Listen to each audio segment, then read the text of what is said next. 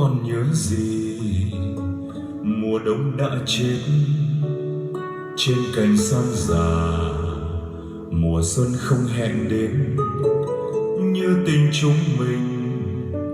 Tường đã chết trong anh, không còn gì đâu em, không còn gì đâu em. Nhưng tình lỡ rồi, tình xưa đã chết trên cội mái già. Ngày xưa đã hết, không hẹn cũng về. Dị vãng đó đau thương, kỷ niệm nào cho em, kỷ niệm nào cho anh. Thôi chẳng còn gì, kỷ niệm ơi nhắc nhớ chi hoài.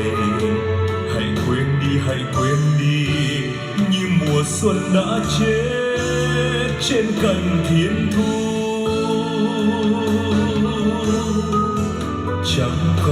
Chẳng còn mùa xuân đã chết trên cội mái già.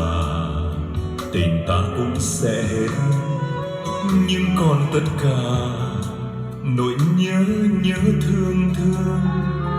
Kỷ niệm nào cho anh, kỷ niệm nào cho em.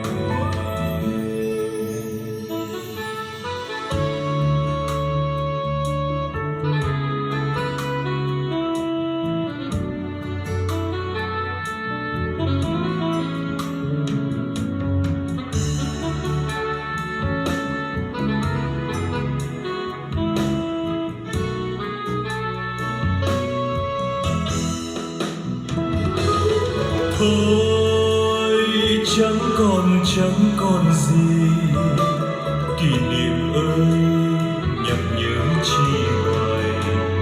Hãy quên đi như mùa xuân đã chết trên cành thiên thu.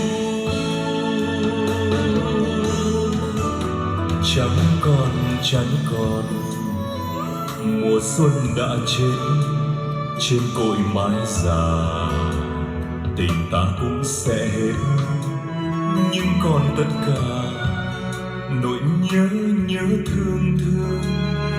Kỷ niệm nào cho anh, kỷ niệm nào cho em. Nhưng còn tất cả nỗi nhớ thương.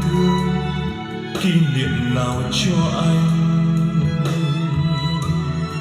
kỷ niệm nào cho